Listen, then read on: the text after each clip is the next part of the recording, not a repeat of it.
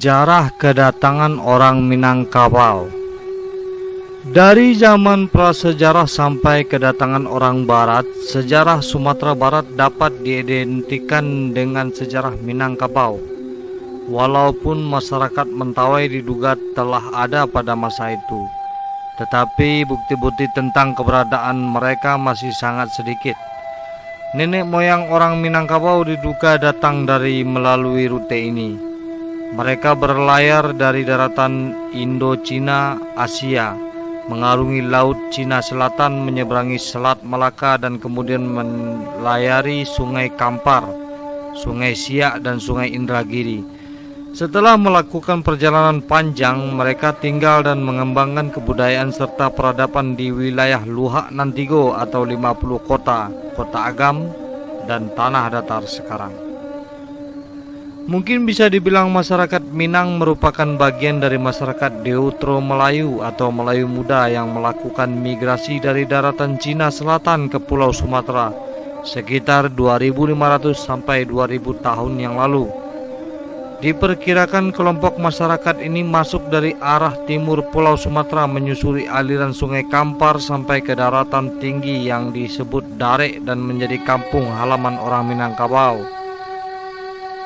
Beberapa kawasan Darek ini kemudian membentuk semacam konfederasi yang dikenal dengan nama Luhak, yang selanjutnya disebut juga dengan nama Luhak Nantigo, yang terdiri dari Luhak 50, Luhak Agam, dan Luhak Tanah Datar. Pada masa pemerintahan Hindia Belanda, kawasan Luhak tersebut menjadi daerah teritorial pemerintahan yang disebut Afdeling, dikepalai oleh seorang residen yang oleh masyarakat Minangkabau disebut dengan nama Tuan Luhak. Sementara seiring dengan pertumbuhan dan perkembangan penduduk, masyarakat Minangkabau menyebar ke kawasan daerah yang lain, serta membentuk beberapa kawasan tertentu menjadi kawasan rantau. Konsep rantau bagi masyarakat Minang merupakan suatu tempat mencari kehidupan. Kawasan perdagangan rantau di Minangkabau dikenal dengan Rantau Nantuwo, terbagi atas Rantau di Hilia, kawasan pesisir timur, dan Rantau di Mudik, kawasan pesisir barat. Di pelosok Desa Mahat, Suliki, Gunung Mas, Kabupaten 50 Kota banyak ditemukan peninggalan kebudayaan megalitikum. Bukti arkeologis yang ditemukan di atas bisa memberi indikasi bahwa daerah 50 Kota dan sekitarnya merupakan daerah pertama yang dihuni oleh nenek moyang orang Minangkabau. Penafsiran ini beralasan karena dari Luhak 50 Kota ini mengalir beberapa sungai besar yang bermuara di pantai timur Pulau Sumatera. Sungai-sungai ini dapat dilayari dan memang menjadi sarana transportasi yang penting dari zaman dahulu hingga akhir abad yang lalu. Bukti arkeolog mengatakan bahwa daerah kawasan Minangkabau yaitu 50 Koto merupakan daerah yang dihuni pertama kali oleh nenek moyang orang Minang.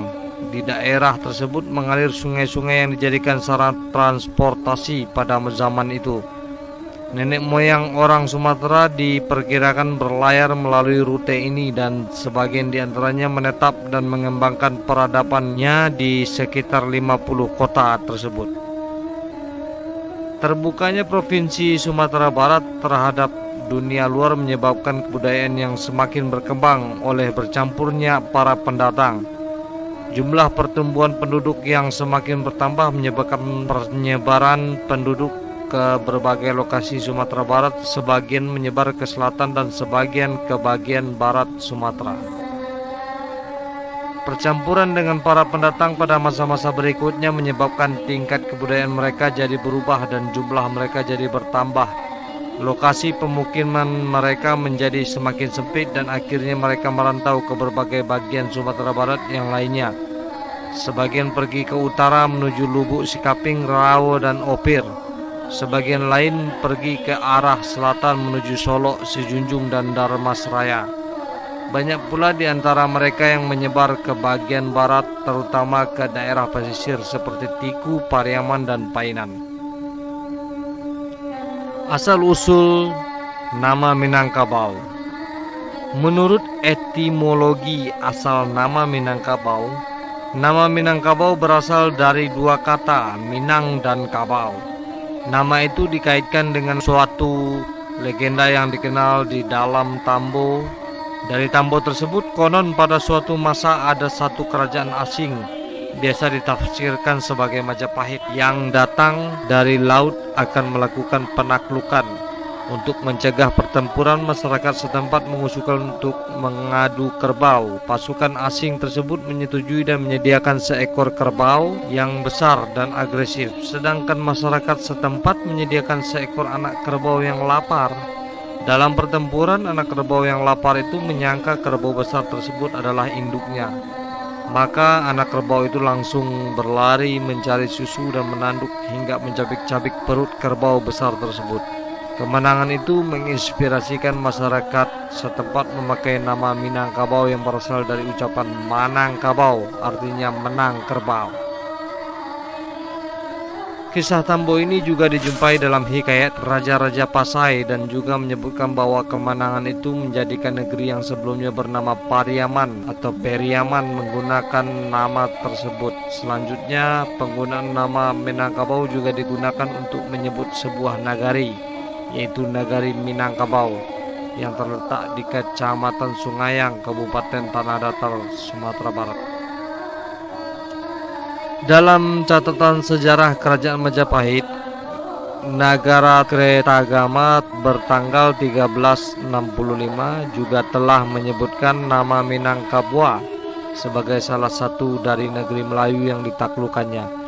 Begitu juga dalam Tawarikh Ming tahun 1405 terdapat nama kerajaan Minanggebu dari 6 kerajaan yang mengirimkan utusan menghadap kepada Kaisar Yongle di Nanjing.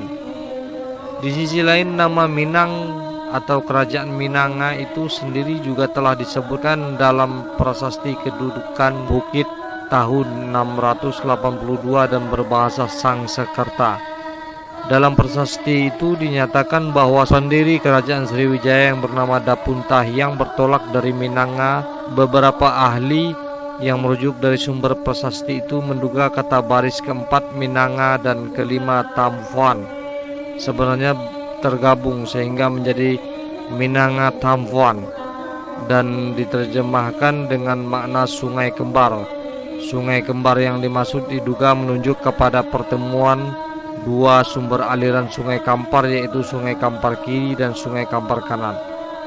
Namun pendapat ini dibantah oleh Cas Paris yang membuktikan bahwa Tampuan tidak ada hubungannya dengan temu, karena kata temu dan muara juga dijumpai pada prasasti peninggalan zaman Sriwijaya yang lainnya.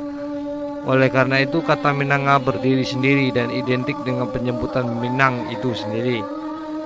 Para ahli tentang Minangkabau, Profesor Van de Tuk menerangkan bahwa Minangkabau asalnya dari Pinangkabu yang artinya tanah asal. Profesor Dr. Hussein Naimar mengatakan bahwa Minangkabau adalah perubahan fonetik dari Minangkabau, bahasa Tamil yang artinya tanah pangkal.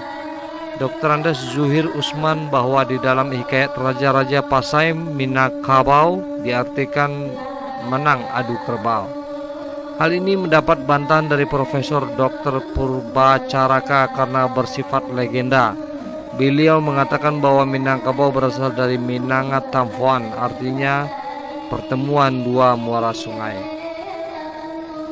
Asal-usul menurut Tambo.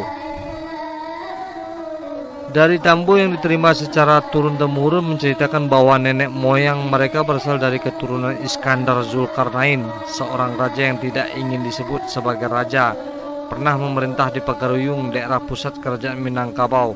Aditya Warman adalah seorang raja yang berjasa memberi sumbangsih bagi alam Minangkabau.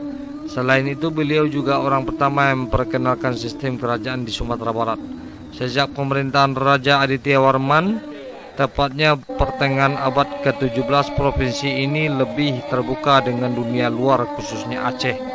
Karena hubungan dengan Aceh yang semakin intensif, melalui kegiatan ekonomi masyarakat akhirnya mulai berkembang nilai baru yang menjadi landasan sosial budaya masyarakat Sumatera Barat.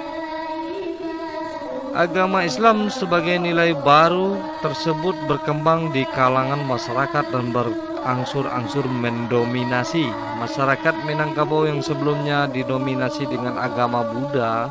Selain itu, sebagian kawasan di Sumatera Barat yaitu pesisir pantai barat masih berada di bawah kekuasaan kerajaan Bagaruyung, namun kemudian menjadi bagian dari Kesultanan Aceh, walau tambo tersebut tidak tersusun secara sistematis dan lebih kepada legenda berbanding fakta, serta cenderung kepada sebuah karya sastra yang sudah menjadi milik masyarakat banyak. Namun kisah Tambo ini sedikit banyaknya dapat dibandingkan dengan Sulalatus Salatin yang juga menceritakan bagaimana masyarakat Minangkabau mengutus wakilnya untuk meminta Sang Sapurba, salah seorang keturunan Iskandar Zulkarnain tersebut, untuk menjadi raja mereka.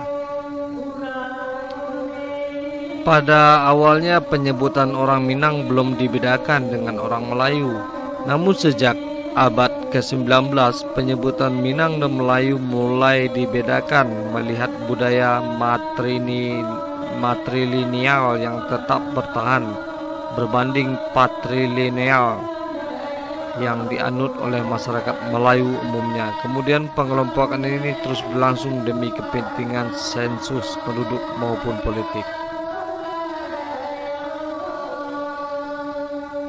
Menurut peninggalan arkeologis, untuk menyelusuri kapan gerangan nenek moyang orang Minangkabau itu datang ke Minangkabau, perlu dibicarakan mengenai peninggalan lama seperti megalit yang terdapat di Kabupaten 50 Kota dan tempat-tempat lain di Minangkabau yang telah berusia ribuan tahun.